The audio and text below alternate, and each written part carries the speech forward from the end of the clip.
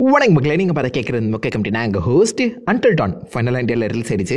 எத்தனை பேர் until Don game விளாண்டிங்கன்னு தெரில. One of the best story game play வைஸாக கொஞ்சம் வீக்காக தான் இருக்கும். பட் ஓரளவு ஒரு சம் இன்ட்ரெஸ்டிங்கான கேம். நீங்கள் எடுக்கிற முடிவுக்கு ஏற்ற மாதிரி கதை மாறும். சூப்பராக டிசைன் பண்ணியிருப்பாங்க. அதை நம்பி இந்த படத்துக்கு நீங்கள் போட்டிங்கன்னா வெறுத்துடுவீங்க. அந்த கேமோட அன்டில் டான் டைட்டில் மட்டும் தாங்க யூஸ் பண்ணியிருக்காங்க. விடியும் வரை அன்டில் டான்ங்கிற அந்த டைட்டில் மட்டும் தான் இருக்குது. அதை சுற்றி தான் கதையை பின்னிருக்காங்களே தவிர்த்து அந்த கேமுக்கும் இந்த படத்துக்கும் டைட்டிலை தவிர வேறு எந்த ஒரு சம்பந்தமும் கிடையாது. ஸோ ஜென்ரல் ஆடியன்ஸாக நார்மல் ஒரு ஹாரர் படம், அதுவும் மிக முக்கியமாக ஒரு டைம் லூப் படம் பார்க்கணும்னு நீங்கள் ஆசைப்பட்டு போனீங்கன்னா இந்த படம் உங்களுக்கு பிடிக்கிறதுக்கான வாய்ப்புகள் இருக்கு. அது ஒரு மிக முக்கியமான நியூட்ரல் பாயிண்ட். பாசிட்டிவ் பாயிண்ட்ஸ் பார்க்கும்போது கண்டிப்பாக இந்த படத்தோட பிரிமிஸ் பிளாட்டை சொல்லி ஆகணும். கதைப்படி பார்க்கும்போது ஒரு 5 பேர் இந்த பக்கம் அவங்க தொலைஞ்சு போன தங்கச்சியை தேடி போறாங்க. வழக்கம் போல ஒரு ஹாண்டட் ஹவுஸுக்குள்ள போக அங்க நடக்கிற சில விஷயங்கள் இவங்களுடைய மொத்த டேவையுமே ரிப்பீட் மோடுக்கு கொண்டு போகுது. Edge of tomorrow, groundhog day, happy death day மாதிரி எனக்கு தெரிஞ்ச ஹாப்பி டெத் டேக்கும் இதுக்கும் நிறைய சம்மந்தம் இருக்குன்னு தான் சொல்லணும். ஒவ்வொரு நைட்டுமே பார்த்தீங்கன்னா அவங்களுடைய அந்த மொத்த வாழ்க்கையுமே திருப்பி போடப்படுது. ஐ மீன் லிட்டரலாக ஒரு புது ஹாரர் படத்தை அவங்க டெய்லியும் பார்த்துட்டு இருக்காங்க.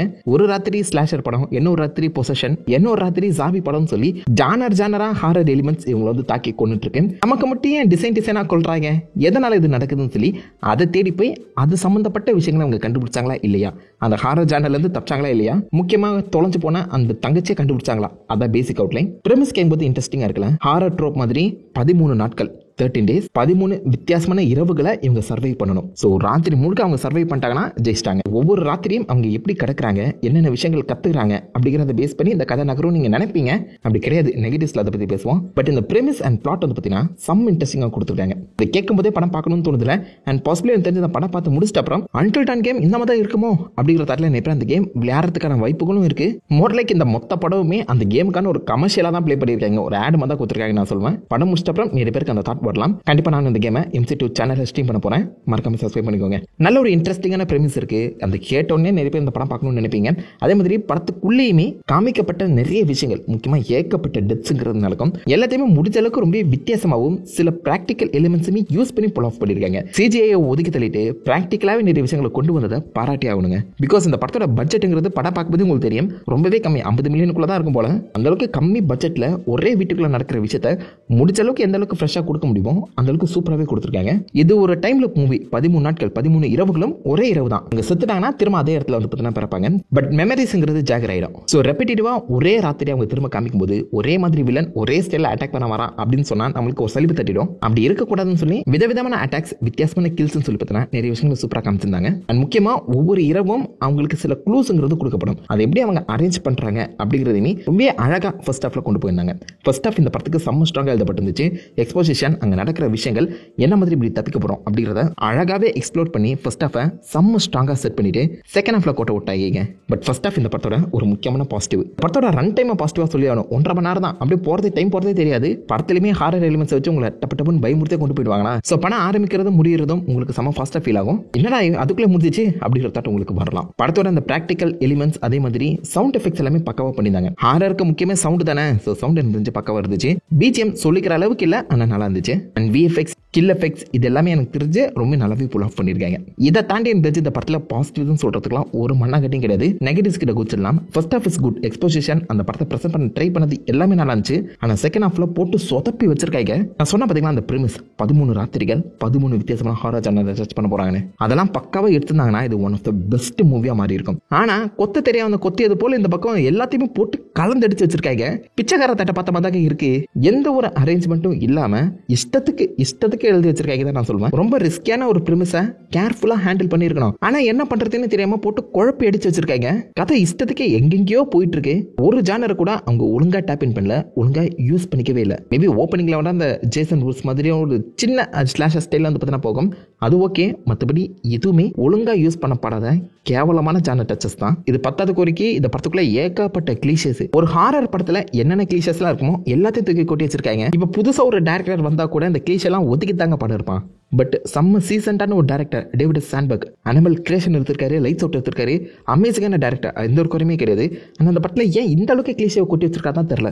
ஒரு பக்கம் சேர் அது பாட்டுக்கு ஆடிட்டு இருக்கு, தினம் லைட் ஆஃப் ஆயிடுது, கையில் டார்ச் லைட் வச்சு ஒரு இடத்துல பார்க்கும்போது ஒன்றும் இருக்காது, டக்குன்னு இன்னொரு பக்கம் திரும்பும்போது முகத்தில் பேய் வந்து நிற்கும். இது ஒரு தடவை பண்ணல, 10,000 தடவை பண்ணி வச்சிருக்காங்க படத்துக்குள்ள.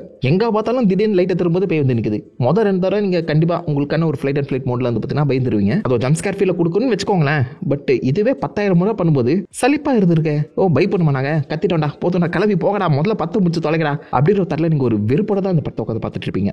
ஜம்ஸ்கேர்ஸை போட்டு தேய்ச்சி வச்சிருக்காங்க. அதே மாதிரி பேய் ஒருத்த காலை தரத்தரன்னு பிடிச்சி இழுத்துட்டு போகலாம், அது இருக்குது. திடீர்னு தூக்கி அடிக்கிறது, உடைதான் சாய்தாங்கிற மாதிரி ஒரு படத்துக்குள்ளே என்னென்ன ஹாரர் கிளீஷெல்லாம் வைக்க முடியுமோ அது எல்லாத்தையும் போட்டு சொல்லி வச்சுருக்காங்க. அந்த கிளீஷை எந்த ஒரு வகையிலும் இந்த படம் டெவலப் ஆகுறதுக்கு ஹெல்ப்பே பண்ணலங்க, அது பாட்டுக்கு இருக்குது, அவ்வளோதான். அதே மாதிரி கதை எங்கேயுமே நகரவே இல்லை. ஸோ முன்னாடி சொன்ன செத்து பொழைக்கக்கூடிய ஒரு கதை இருக்குது, அந்த டைம் லூப் இருக்குது. அந்த சமயத்தில் அந்த கேரக்டரை அந்த லூப்புக்குள்ளே தான் டெவலப்பே பண்ண முடியும்.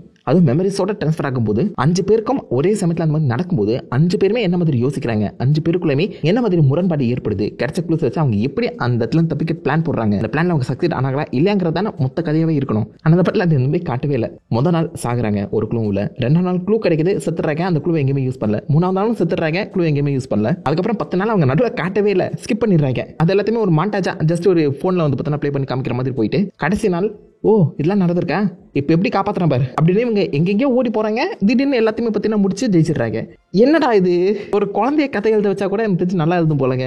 13 நாளில் 3 நாளில் காமிச்சு 10 நாள் ஓபி அடிச்சுட்டு கடைசி நாளில் எதுவுமே தெரியாத ஒரு இடத்துக்குள்ள போய் பட்டு ஜெயிச்சிடுறாங்களா. இதுக்கேண்டா முதல் ஹாஃப்ல எக்ஸ்போசிஷன்லாம் கொடுத்த கதையெல்லாம் டெவலப் பண்ணீங்க, கடைசி நாளை மட்டும் ப்ளே பண்ணிட்டு போயிருக்கலாமே கொய்யால. இல்லை இன்னொரு வருத்தத்துக்குரிய விஷயம் என்னன்னு கேட்டிங்கன்னா, படம் முடிச்சிட்ட அப்புறம் அந்த படத்தோட ஒரு கேரக்டர் பேர் கூட உங்களுக்கு ஞாபகம் இருக்காது. யாருக்குமே கேரக்டர் எக்ஸ்போசிஷன் டெவலப்மெண்ட்டுங்கிறது கொடுக்கவே படலையே. ரொம்பவே ஸ்ட்ரெயிட் ஃபார்வர்ட் மோனோட்டோனான கேரக்டராக தான் இருக்காங்க. யாருக்குமே ஒரு காம்ப்ளெக்சிட்டி ஒரு டெவலப்மெண்ட்டுங்கிறதே இல்லை. ஒரு சிம்பிள் இருப்பான், வேண்டா வெறுப்புக்கு லவ் பண்ணக்கூடிய ஒரு ஜோடி, பேய் கூட நான் பேச போனேன் அப்படின்னு சொல்லி சுத்திட்டு இருக்க ஒரு பொண்ணு, என் தங்கச்சியை காப்பாற்ற போறேன்னு சொல்லி மொத்த பேரையும் கொண்டு வந்து காவு கொடுக்கறதுக்காக ஒரு பொண்ணுன்னு சொல்லி 5 கேரக்டர் இன்ட்ரோ பண்றாங்கல்ல, அவ்வளோதான் அவங்க கேரக்டர் டெவலப்மெண்ட்டுங்கிறது நடந்திருக்கு. இதுக்கப்புறம் எங்கேயுமே அந்த கேரக்டர்ஸ்க்கான காம்ப்ளெக்சிட்டி டெவலப் ஆகலாம். மேபி அந்த ஏபுங்கிற ஒருத்தன் அவன் மட்டும் அடிக்கடி வந்து பார்த்தீங்கன்னா லூசுத்தனமா சில விஷயங்களை பண்ணிட்டு இருப்பான், அதை மேபி அக்செப்ட் பண்ற மாதிரி இருக்குமே தவிர்த்து இன்டெப்தா யாருமே அலசி ஆராயல.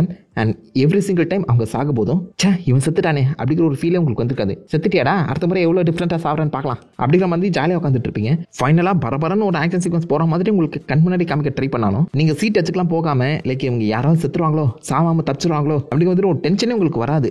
போய் தொலைங்கடா அப்படிங்கிற மாதிரி எந்த ஒரு கனெக்ஷனுமே இல்லாமல் தாங்க உட்காந்துட்டு இருப்பீங்க. ஸோ எமோஷனலி எந்த ஒரு கேரக்டருமே உங்க கூட கனெக்டே பண்ண ட்ரை பண்ணல, அவங்களுக்குள்ளே ஒரு கனெக்ஷன் இல்லை, அவ்வளோதான். இது எல்லாத்தையுமே தாண்டி தங்கச்சி தேடி வராமல் தானே கதை எழுதியிருப்பாங்க. அதுக்கான எமோஷனல் வேல்யூவும் அவ்வளோ ஸ்ட்ராங்காகவே இல்லைன்னு தான் நான் சொல்லுவேன். அக்கா தங்கச்சிக்குள்ள இருக்கக்கூடிய இந்த சென்டிமெண்ட் பேக் ஸ்டோரின்னு சொல்லி எதையுமே அவங்க டெவலப் பண்ணாமலே கடந்து போயிட்டாங்க. ஸோ யாருக்கும் கேரக்டர் டெவலப்மெண்ட் இல்லை, எமோஷனல் கனெக்ஷன் இல்லை, ஸ்டோரி டெவலப்மெண்ட்டுங்கிறது சுத்தமாக இல்லை. ஒரு 5 பேர் ஹாண்டட் ஹவுஸ்க்குள்ள போய் 5 நாள் கழிச்சு சர்வைவ் ஆனாங்களா இல்லைங்கிறதாங்க, அவ்வளோதாங்க கதையை. மோர்லைக் ஒரு செட் பீஸ் மாதிரி இது ஃபீல் ஆகுதே தவிர்த்து ஒரு படம் எஃபெக்டே கிரியேட் பண்ணலைங்க. அண்ட் ஆல்சோ செம்ம ஃபிளாட்டான ஒரு செட் பீஸ். இந்த படம் பார்க்கும்போது உங்களுக்கு போர் அடிக்கிற ஃபீலே வராது. ஏன்னா 1.5 மணி நேரம் படம் தான். ஆல்சோ இந்த டக்குன்னு ஏக்கப்பட்டு போய் செத்துட்டே இருப்பாங்க, விதவிதமாக சாவாங்க, வித்தியாசமாக சாவாங்க. அதெல்லாம் பார்த்துட்டு உங்களுக்கு ஜாலியாக கடந்து போக முடியுமே தவிர்த்து கதைங்கிறது ஒன்று இருந்தால் தானே அதை நம்ம புரிஞ்சுக்க முடியும், உள்வாங்க முடியும், அந்த கேரக்டர்ஸோட கனெக்ட் ஆக முடியும். ஒரு மண்ணும் கிடையாது, வில்லன் இருக்கிறதும் இல்லாததும் ஒன்று தான். படத்தோட எண்டும் செம்ம ஃபிளாட்டாக முடிஞ்சிச்சு. ஜாலியாக இருந்துச்சா வாங்க கிளம்புவோம் அப்படிங்கிற போது அசால்ட்டாக கிளம்பி போயிடுவாங்க. என்னத்தை யோசிச்சு எப்படி இந்த கதையை எழுதினாங்கன்னு சத்தியமாக போடுங்க. அவசரமாக அந்த டைட்டில் வச்சு ஒரு 2 மணி நேரத்தில் கதையை கிரிக்கிட்டு அதை வந்து படம் எடுத்து கொடுத்துருக்காங்க. அடே சோனி உன்னுடைய இந்த லாஸ்ட் ஆஃப் அஸ் தான் அந்த பக்கம் மாஸ்டர் பீஸாக மாற்றிட்டு இருக்காங்க HBO. பட் அதுவே இந்த பக்கம் அன்டில்டான குப்பமதி எடுத்து வச்சிருக்கீங்களா. நல்ல ப்ராஜெக்டும் கொடுக்குறான், குப்பமதியும் படம் எடுக்கிறான். இவனை என்ன பண்ணுறது, இவனை புரிஞ்சிக்கவே முடியலையே என்னால். 10வது வரைக்கும் படத்தோட எண்டில் ஒரிஜினல் அன்டில் டான் அந்த கேமோட கதைக்கு ஒரு சின்ன லீடு கொடுத்து முடிச்சிருக்காங்க. அதாவது என்ன சொல்ல வராங்கன்னா, இந்த படம் அன்டில் டான் படத்தோட ப்ரீக்வலாம். சப்போஸ் அந்த படம் ஹிட் ஆச்சுன்னா, அந்த ஃபேன்ஸ் மெட்டீரியல் ரீச் ஆச்சுன்னா உண்மையான அன்டில் டான் கதையை அப்படியே படமா மாத்திடுவாங்க போலங்க. அதுக்கான வாய்ப்புகள் கம்மி, ரொம்ப கம்மி ஆயிடுச்சு. இந்த முதலே பண்ணிருக்கலாம், ஏன்டா சொதப்பிட்டு இருக்கீங்க. எனக்கு தெரிஞ்சு சீரிஸா இருந்தா பெஸ்டா ஒர்க் இருக்கும் போல. ஒரு 13 எபிசோட் சீரிஸ், 13 எபிசோட்ல 13 வித்தியாசமான ஹாரர் ஜானரை கையாண்டிருக்காங்க அப்படின்னு சொல்லி காமிச்சா நல்லா இருந்திருக்கும்ல. நமக்கு தோணுது, அவனுக்கு தோணலையே, என்ன பண்றது. பட் எனிவேஸ் ஒரு டீசென்டான வாட்ச் தாங்க. ஃபர்ஸ்ட் ஹாஃப் சூப்பராக இருக்கும், செகண்ட் ஹாஃப் எனக்கு சுத்தமாக ஒர்க் அவுட்டே ஆகல. பட் மேபி உங்களுக்கு பிடிக்கிறதுக்கான சான்சஸ் இருக்கு. ஸோ படம் பார்த்தவங்க அவுட் ஆஃப் 5 ஸ்கல்ஸ் இந்த படத்துக்கு எவ்வளோ ஸ்கல் ரேட்டிங் கொடுப்பீங்க அதை மறக்காம கீழே காமெண்ட் பண்ணிட்டு அந்த லைக் சப்ஸ்கிரைப் பண்ண தட்டி விடுங்க. நான் உங்களை நல்ல ஒரு ஹாசமான வீடியோவில் மீட் பண்ணிட்டு இருக்கேன். Half and guys வாட்டா